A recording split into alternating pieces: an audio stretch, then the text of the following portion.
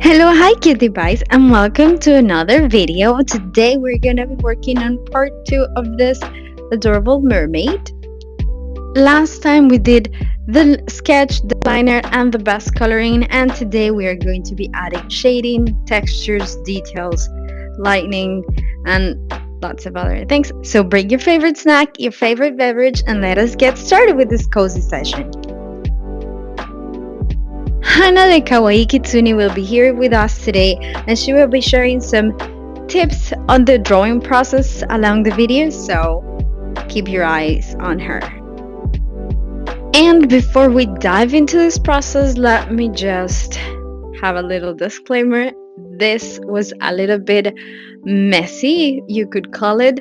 I tried to go object by object, part by part, but there were some things that right when I was doing it, I would remember something else that I wanted to do. So, say I'm working on the hair and I'm like, oh, I need to add this to the eyes.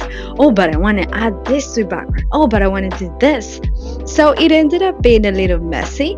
So, please bear with me as we go through this process, and I do hope you enjoy it today.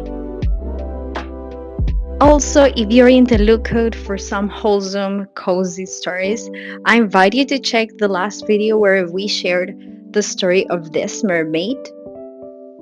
Her name is Luna, and you can learn lots of details about her backstory in that video, so I'm gonna link that one in the description for you to check it when you have some time.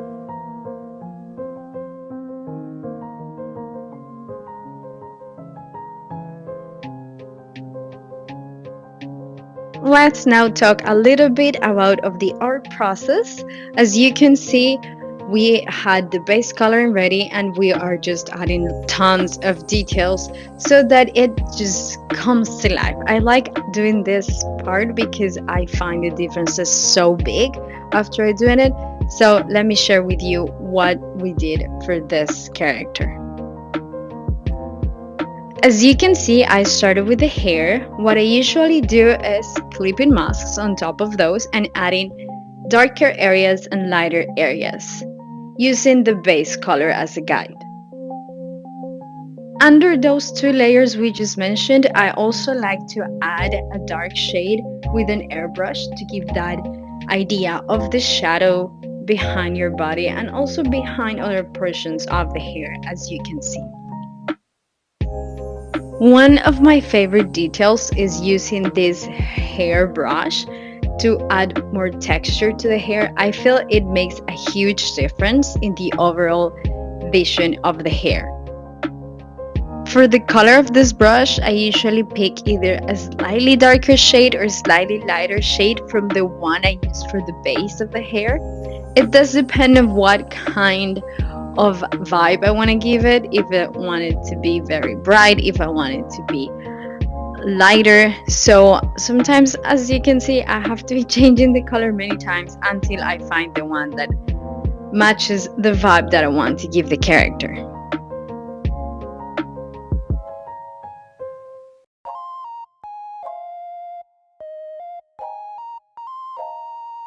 And while we continue working on this process, I do have a question for you. Please do let me know your opinion in the comments. I would like to know if you like when I dive more into the details of the drawing process. If you guys would like to hear more about that, please do let me know, and I'll work my best to share more about those so that you can also learn a little bit from that.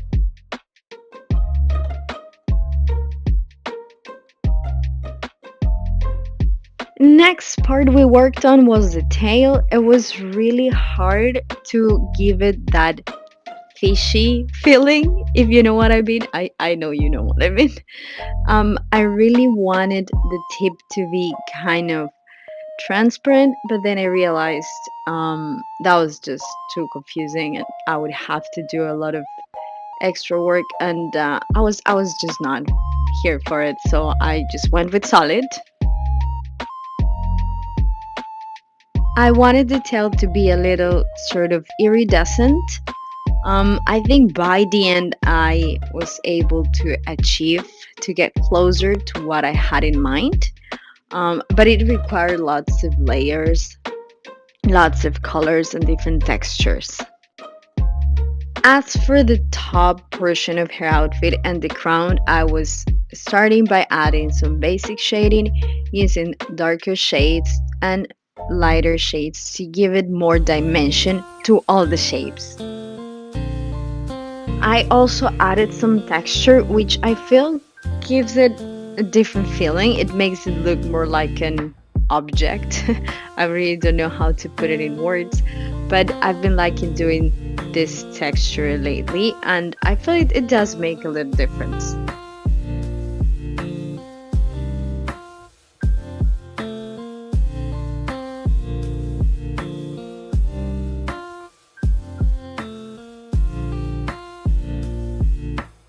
I really wanted this little color she has to be a special piece. It is supposed to be a special jewel she has inherited from her family and is as old as anyone can remember. It's been forever in their family, so it's very dear to her heart. So that's why I wanted it to be a big point of attention. It is really hard because it's such a small piece in the overall picture, but towards the end, you're gonna see how by adding different things, it actually started to be more visible and more, let's say, highlighted.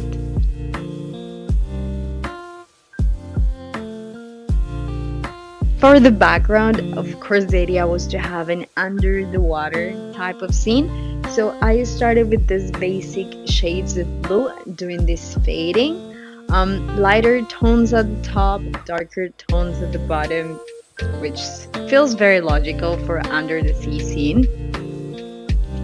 And then I added this almost white, it's not white, it's almost white, drawings on the top, which are giving you that sense of water movement and lining like the sunshine.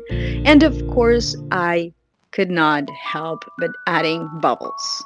I love adding bubbles when I'm doing water related characters. It's just magical. Another piece I wanted to highlight a lot were the eyes. I thought of adding this sort of mermaid makeup. I wasn't sure how to do it or what to put on her, so I just did some sort of light blue eyeshadow with lots of little dots in a slightly darker blue shade all around the eyelashes. What do you guys think? I feel it really makes the eyes pop even more, and it's a really great contrast for her skin color. Do let me know what you think. I'm loving it, and I really want to be adding more sort of makeup to our characters that I do. So, um, I do hope you like it. Going back to the background, this was one brush that helped me a lot to give it more water feeling, as this brush called Water that comes with the basic Procreate brushes. And well, you can judge it. I think it did give a good feeling of water. I really didn't know how to draw the water, and I didn't want to go over and experiment and try different things because that was just gonna be a lot of time. So I was like, hey, there's a water brush, let's try that out, and I think it's really good. In my previous drawings, when I've drawn bubbles, I usually go for a perfect circle, but this time I decided to try something different. I saw this idea in many other reference images that I found on Pinterest, which is a more irregular shape for the bubble. So I just went ahead and tried this. I did the base, lowered the opacity, and then I did the liner. Do let me know what you think. I feel by the end you're gonna see the big difference, but I felt it did give them a good shape. For the tail, I ended up using also that water brush. I really gave that fish feeling that I was trying to achieve, so that was a really good experiment. And now, if you remember what I was talking about at the very beginning, this is where it got messy. As you're seeing, I'm jumping from one object to the other one, background, bubbles, tail, because I was getting the ideas in the moment, and I was like, oh, let's try this there and that there. So it's a bit of a messy process, but it's well, very authentic process. That's how it goes, and I don't want to lose the idea or the flow that I have in the moment, so I just decided to go ahead and just jump into it. I talked about this process in other videos, and I have to say it's one of my favorite parts because I feel it gives a lot of dimension to the overall picture. What I do is add a layer on top of the entire drawing. In this case, I'm using color burn mode, and I used the blue, a shade of blue, which I think matches perfectly with the entire mermaid. And I go ahead and do some shading on top of everything. I know the combination in some parts looks a little scary, like in the purple top, but after you smudge everything and lower a little bit the opacity, you're gonna see how it looks better, and it also sort of makes sense, like everything is cohesive somehow. It does require a bit of trial and error. Sometimes I use color burn, sometimes I use overlay, multiply. I've used different modes for the layers. It all depends on how the colors are playing with what I have already worked. So you gotta keep an open mind to see what fits better for what you're working on. And following the same logic now, I'm gonna add some highlights. In this case, I use the layer in overlay, and I chose a very light blue that is almost white, as you can see. And it's just gonna add a lot of shines. I wanted it to look like under the water shine.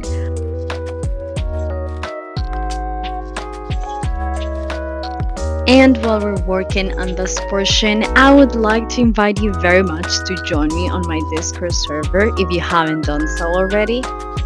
You can find the link in the description. This is a place for us to stay kawaii, to connect with each other, to talk about any topic, literally. And I also like to share there some behind the scenes, asking you guys for opinions, for voting, suggestions. So definitely come join. I would love to have you all there. So hey, don't hesitate anymore. Come join us. I promise it'll be fun. Since Mermay is not over yet and we still have one more Friday in May, I would like to do another Mermay sort of drawing for next week. I'm thinking of some sea doodles, something rather simpler. We're not gonna go over an entire new character, but rather some doodles. So stay tuned because I really wanna listen to your suggestions, which doodles you'd like to see in there. So stay tuned with my community posts so that we can choose which ones we're gonna draw for next week. We're now getting into the last portion of these drawings. As you can see, I decided to add a couple more details to the bubbles, these little lines and circles on top of them, and then I used that layer in bloom mode so that it just highlights and shines. And well, what do you think? I think they look pretty cool being like that shiny. It totally gives a bubble feeling. And of course, we cannot forget about these little highlights. You know, I always add these ones. I wanted to draw a little bit more of attention to certain points like the tail, the top, this side of the jellyfish, the star in the crown, by adding these little sort of stars, shines, I don't know how to call them. And at the end, I did the same, which is what I usually do with this highlights, which is put in a bloom mode, and it totally makes them shine. I feel like it's a good difference. And the last highlight that I was missing, which is this highlights that I always add to the hair. At this point, they're like signature to all of my drawings, so I can never forget them. I really enjoy a lot doing them, and I feel it does give magical feeling to the hair. And as well, I use bloom for them, so they look at the end very shiny.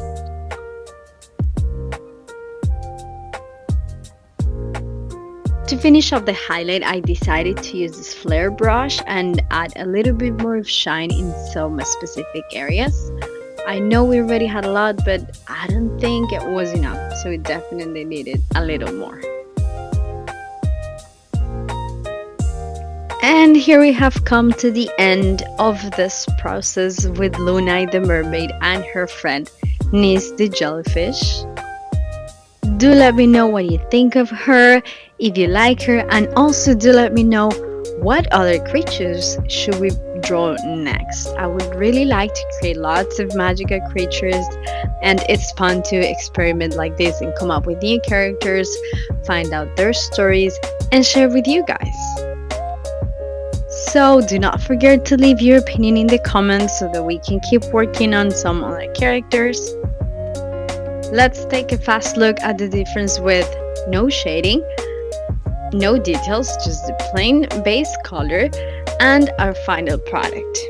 What do you think? Can you notice the difference?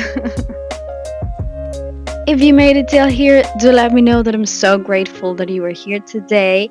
I hope to see you guys in the next video, and don't forget to always stay kawaii. Bye!